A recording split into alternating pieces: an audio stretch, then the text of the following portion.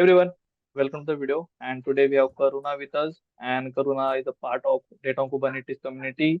She is a MLH coach as well. She contributes to Ubuntu documentations and also the GSOD Async API organization. She is a part in 22. And Karuna is the most active person in open source community. So this video is mostly focused on the open source contributions as a technical writing side and as well as the community person, as a students, how we can start and how we can connect with the people, learn, find opportunities in that majorly that we are focusing on this video.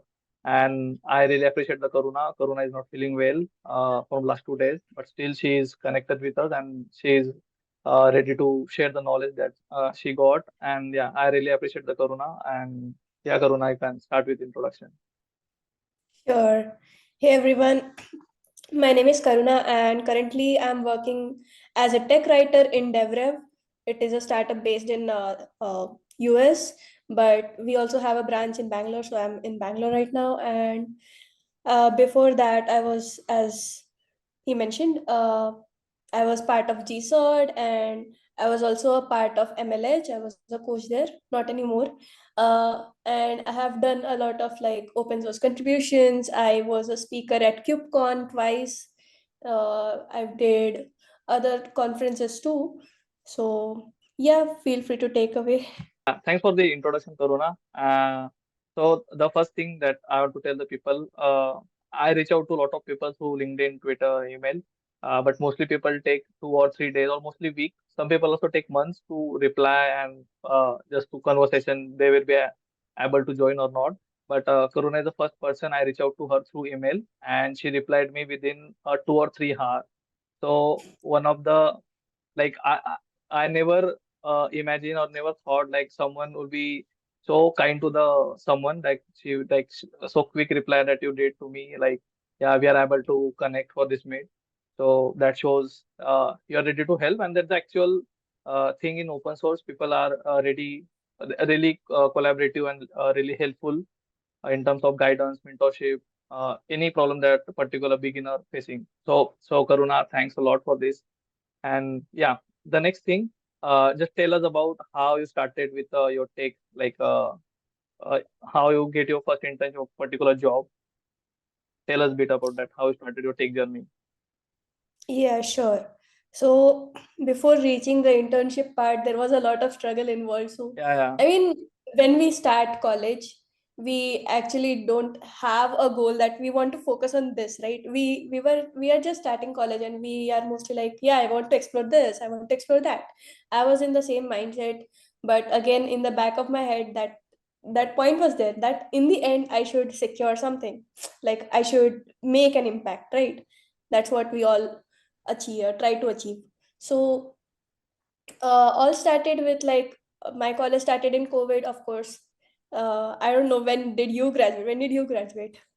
last year, like same, we are on the same time, Okay, great. same year. So yeah, if you Yeah, might be able to relate, all the hackathons were happening, all the conferences were happening online. So that was, I think, a good part where we all could like come on board. Online, it's really small thing. Like you just type a message, you just say yeah, yeah, hi to somebody. You don't have to agree. go meet somebody in person. So all these hackathons were like starting at that time. I got into MLH. So all these small hackathons, weekend hackathons were done by MLH. And then I started participating. I did solos first. So I was like too scared to reach out to people. I'll say it openly because people are scared to reach out. The first thing. So never be scared. So learn from me. I learned from my mistakes. So first few hackathons were solo. Never won any one of the hackathon. Never won. So once I reached out to people, I made my first team.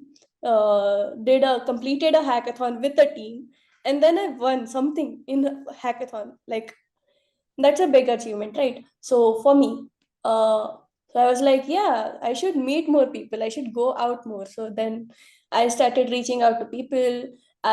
Made a lot of teams, I met a lot of amazing people. So that made me make a network around myself. So if you know one person, they'll introduce you to others, right?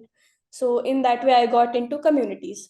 Now hackathons are done. Communities, what is community work? Like whatever knowledge you know, whatever work you do in tech. Let's say you do something in Python, you do something in other languages, whatever. So you just start contributing, you just start building upon your skills. That's how you get into communities. So I got into EduHub. EduHub introduced The me to idea. open source. Yeah. Yeah, proper open source. So I started doing that. Then I got to work with Kunal Kushwaha, along with few of my friends who I knew from hackathons. They also started working with him. So from there, I got to know about data on Kubernetes community by Bart. So we all got into that. I sent an application to Bart saying that, hey, this is what we are going to do. So that was my first internship. So all this took place in an year or so. Okay. This all timeline. So year one ended of my college, and then I gained one internship in data on Kubernetes. So slowly, I got into Kubernetes. Then KubeCon happened. First time solo rejection. Second time I with my friends again. So the team always wins. I don't know why, but second time I went along with my friends. We made a panel, and we got selected.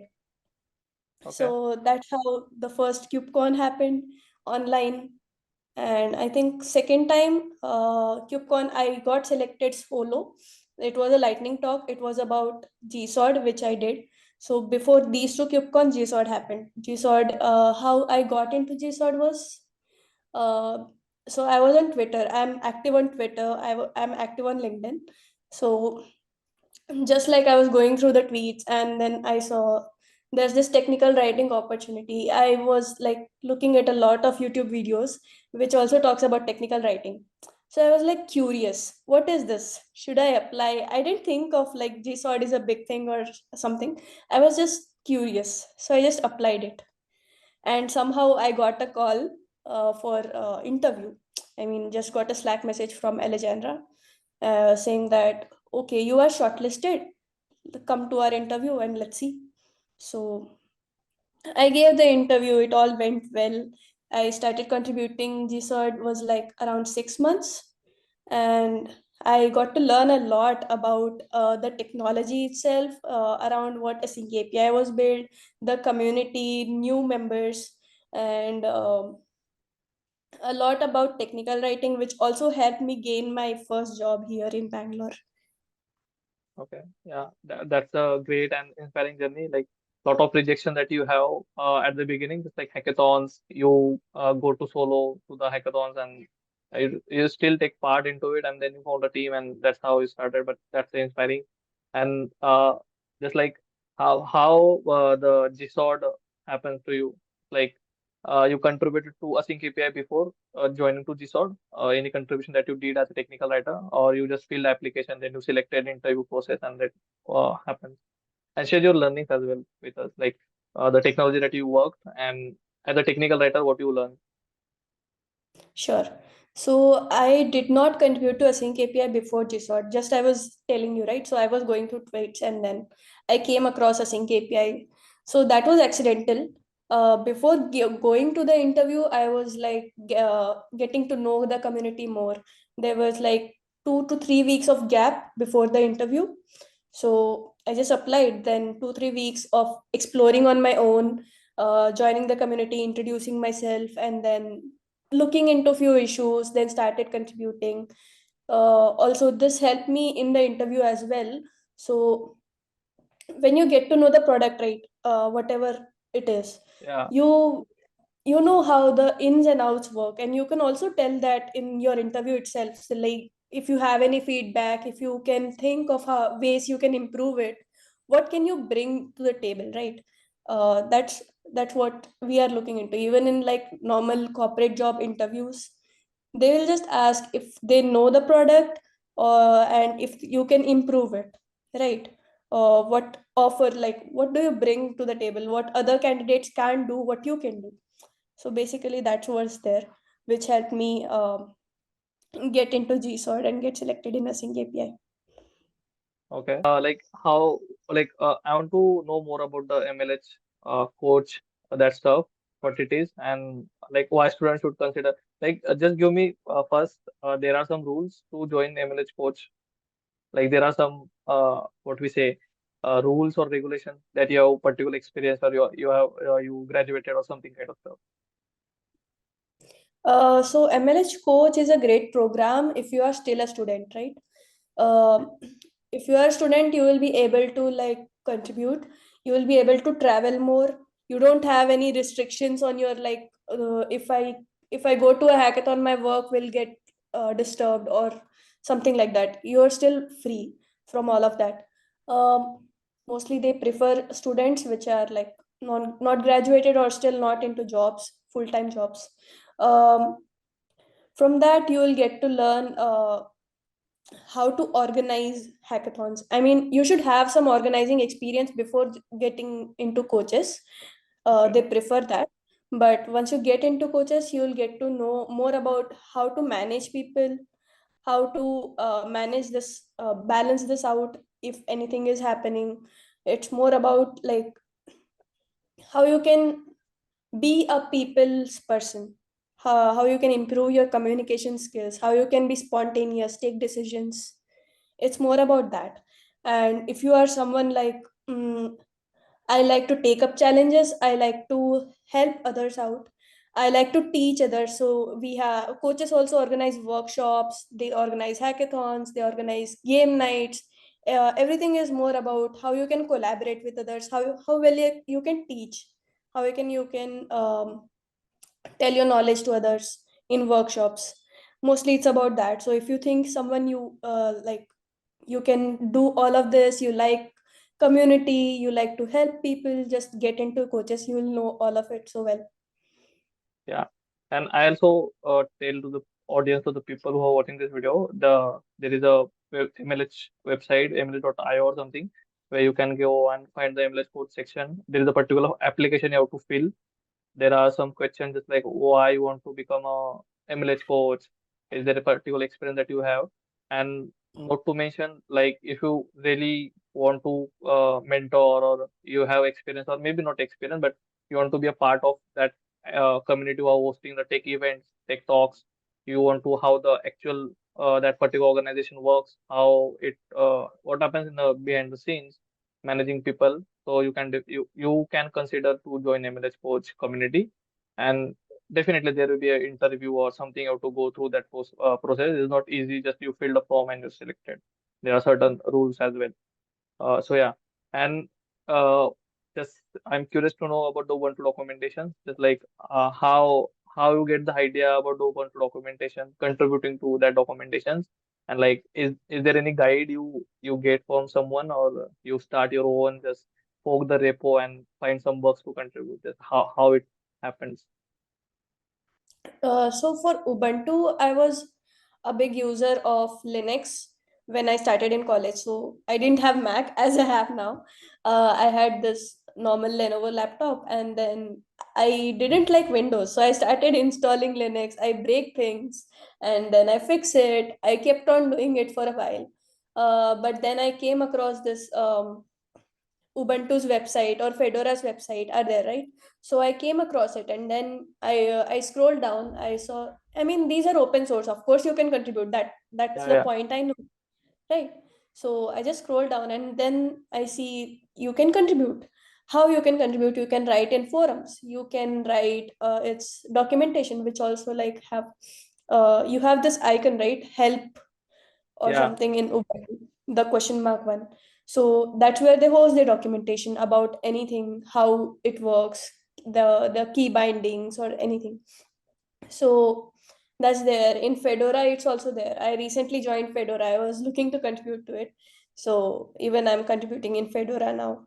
So uh, this once you like get into the website, you will be get added to the Slack channels, not Slack. They have some other channels. I'm not sure. They have mailing lists for sure. They have few other channels, forums kind of thing, not Slack yeah. though. For us, Yeah. So you get added and you can just ask questions to the community members. You can find bugs yourself.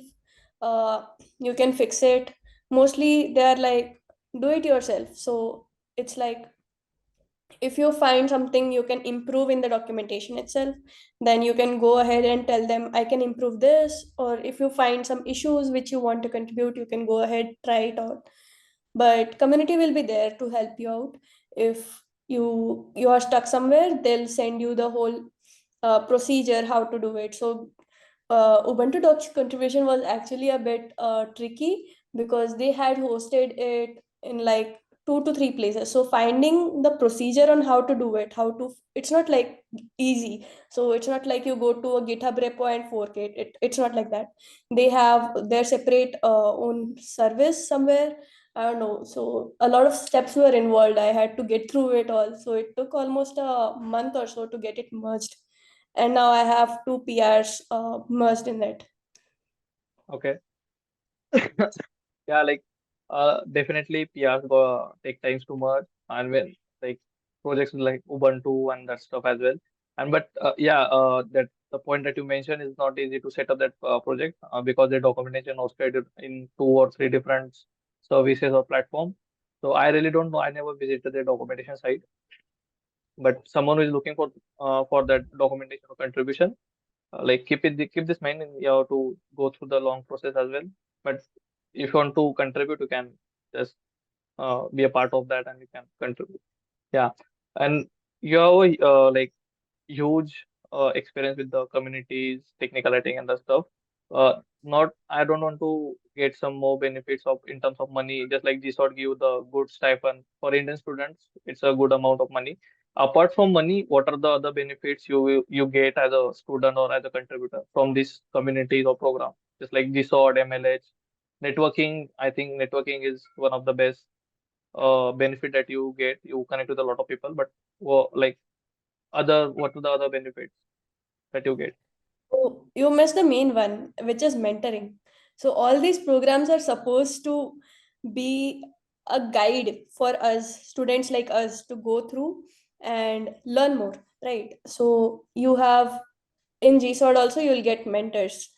You won't be left alone to do stuff. Yeah, In LFX, also you get mentors. MLH coaches is also going through a training. There is a training before you go to an actual hackathon. events. So even there you have mentors. Even after you become a coach, there are senior coaches who've been working for a long time. You can learn a lot from them. Mm, Apart from mentoring, yeah, stipend is there, of course, but let's not focus on that. But swags are there, let's not focus on that. But those are the good perks, okay? Yeah, So networking, mentoring, and you get to learn new technologies if you are in like GSOD or GSOC. MLH is also a great one, because if you are hosting a workshop, right, you might think that I don't know this technology, but if you want to host a workshop, you can learn it, as well as you can teach the others in a way, as a beginner do. Like let's say I don't know JavaScript, and now I'm learning it. I'll learn it in a way as a beginner would understand it, and I would explain it in a way how a beginner would understand it. I won't explain it in a way, complex way. So even that is there. So yeah, a lot of perks you get here and there. yeah.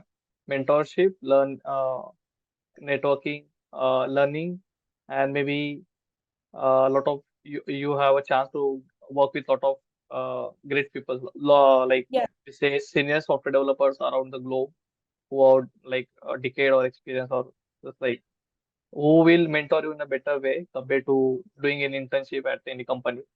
So definitely, it's a big plus for the people who are contributing or be like the And part your of that work program. will be public, right? Whatever you do, MLH, if you are a coach, all the videos if you can check out my videos on MLH YouTube channel, you will find it. If you can if you want to check out my GitHub contributions, if you want to check out anything, you will find it on my GitHub or their GitHub. Obviously, I have contributed, so I'll be added as a contributor. Everything is public, so when you are going to apply to companies like big companies, so they'll just see your work and they'll recognize you. That is enough. You don't have to write a whole big essay in your resume, or just boast about yourself falsely. You can just put your work here and say, this is what I did. Now you can see it, it's public. And that's how you'll get recognized too. You'll get a lot of recognition. And like when you think like technical writing is something that you have to do, or as a technical writer you want to contribute to particular project, because I have a lot of audience who are coming from the technical writer background, or they are technical writer.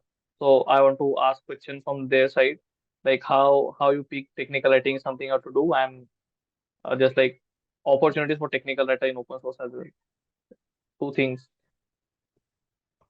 So in open source, you might find it hard for a technical writer to get on board. Let's say, I mean, as a tech person, if I look at it, you'll find a lot of issues for it. You'll find bugs, you'll Yeah, do stuff, right? But as a technical writer, it's hard to find issues, like particularly designed issues for technical writers. You won't find that unless and until you will see um someone is offering them to write an article about it, to write something about it. Otherwise, you won't find any designated issues. But I'll tell you what, if you go to any open source project and if you think their documentation is a bit okay, and if you think you have the capability to improve it, please go ahead and propose. So once you do that, they'll know key, okay, this is the defect where customers are getting stuck.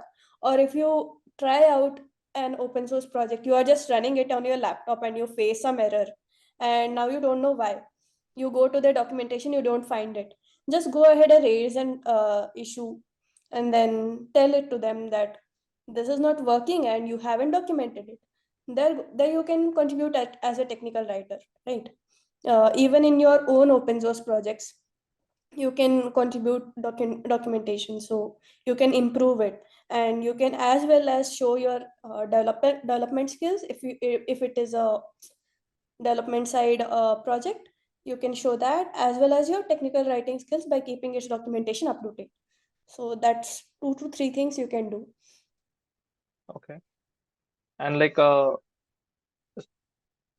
yeah, like I want to add something to it. For technical writers, for as a developer, I know like there are a lot of issues already listed there. So for developers, maybe people don't read all the code and all the files they go through, just get to more what we say essential mini repos, something just like we know the or the data or the or all things are in a source folder. So we will go, we'll figure out the what is the client side file, how it coded. That's up. But as a technical writer, you have to, if you want to find the bug, you have to go through all the documentation. You have to see is there any typo mistake, is there any grammar mistake, numbering mistake. So there are a lot of things you have to do. But yeah, like as you mentioned, like if someone proposed to you particular uh, article, just like write for us, or maybe you have an idea in your mind like this is something that you are not documented, and then you just raise a issue and you can start working with it. So that's the great way to contribute to it if people don't have. Yeah, that's stuff. And one more thing, like tell us about the your currently working company, DevRev, like how you get that opportunity to working for them. Tell us like. So DevRev actually got that opportunity off campus. I was also in the on-campus placements. I got one placement through it, but that was a support role. Like you just have to sit there on the desk, take calls, which Got I it. was Yeah. not interested in. So my family was like, "Oh, you got a job. That is great. Don't leave it." So they were like, "Do not reject it." I'm like, "I can do better. I have like done a lot of things in these past 3 to 4 years. So I have confidence in myself. I will reject them." So I did reject. I was still in the process of giving the interview for DevRev. So how that happened, well, it took me a lot of rejections, by the way, to reach the part where I perfected my application for DevRev. So the rejection from Canonical, first there was a post by Canonical about technical writer. So no, it was technical author. So it's similar, but I applied to it. And then they gave me a beautiful email of rejection, which listed out the things which I was good at and I wasn't good at. So it was a great feedback, by the way, which Yeah. helped me to apply in a very better way to DevRev. So that after that, like, even a lot of companies rejected me, just auto rejection emails, no feedback. Few companies ghosted me, no feedback, but Canonical did give me feedback, so I'm really grateful. And then I applied to DevRev once I saw that post in their LinkedIn and their website, so I just applied to it, and I was like waiting. So I did get call one day, went through like 6 to 7 interviews. I'm not sure. Yeah, 6 to 7 interview rounds were there. Few were like, first one was like something, meeting the technical writer. Then others were like design, thinking process, everything. They tested it out, and then in the end they have this um, criteria where they check if you are fit or not. Everything was done, and that's where I got to show them that okay, this is the feedback I got from Canonical. Now I can apply the same feedback and like improve much on it to like get my chances high. So yeah, Yeah. took a lot of rejections though. I think it's a best way to improve and just see yourself where you are lacking in terms of skills, in terms of resume as well. And very few company are doing this thing. Like you mentioned that you get a mail from Canonical with a mention what are the good things in you in resume and what are the bad things. So I think very few companies are doing, but this is important thing for the people uh, who rejected, because they got to know idea like how to approach next time with with a new skills with that bad thing that you mentioned. So it's a great thing as well. And the another thing, like you rejected the support role, but I want to mention she did the nice work in the community. I believe with a lot of rejection hackathons and a lot of things, that was a great journey. But for the people who are not did something good in 4 years. So before rejecting particular job, just think in your way. I'm not giving any Yes, advice, but it's a debatable topic. But yeah, like think in that way, like you are capable to get some in next 6 months. You can learn and get particular job, or you have to go for the job. So think in that way. So yeah, of course. and It next it does thing, not work with everyone. yeah, You yeah, just have to think if you're confident enough to reject it. Otherwise, just accept the job, work for an year or so, and keep working on yourself. And once you definitely, reach the point where you can start applying to other companies, then say bye bye. yeah. And tell us about the Bangalore ecosystem right now. Like you are in Bangalore right now, and the tech ecosystem in Bangalore is very supportive, I believe. Expensive as well. But like tell us about that. How the Bangalore ecosystem tech ecosystem works. Opportunities are there. Something. Tech is, I honestly think it's saturated in Bangalore. So everyone you meet here would be a techie. You won't find anyone else. You won't find someone from medical. You won't find someone from any other profession but techies. So I live with my roommates, and all of them are software developers.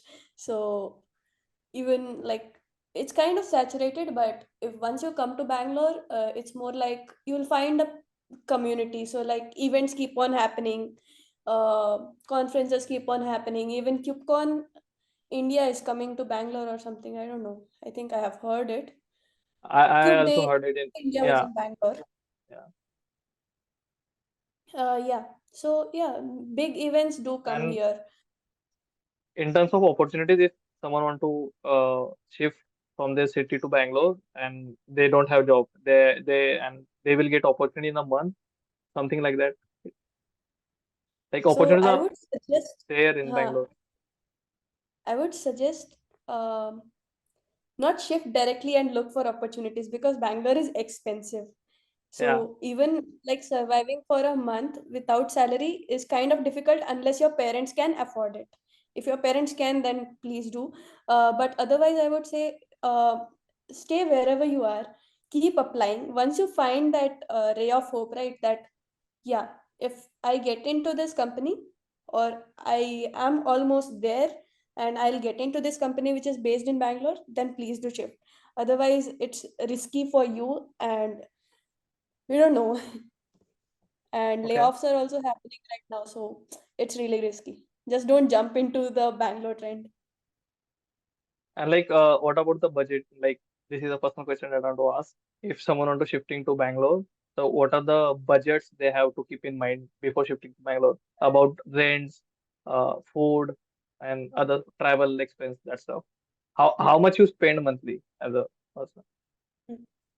So as far as I have seen and I have spent, PGs, you can say 11,000 per month or something, 11 to 10,000. That is fixed. You can find PGs with rent lesser than that, but they might not be up to the standard. So, like, if you are okay with living in a normal or less than okay PG, then 8K max, I guess. We can't go less than that since it's Bangalore, anyways. Food, you will find South Indian food or normal food. If you are not Swiggying it, you will find it under 100 rupees or 30, 40 rupees for breakfast or something. Um, Travel, I'm not sure. Buses, I think Karnataka, people who live in Karnataka have now free tickets. Okay. So for women, people who are living in Karnataka, there is free tickets.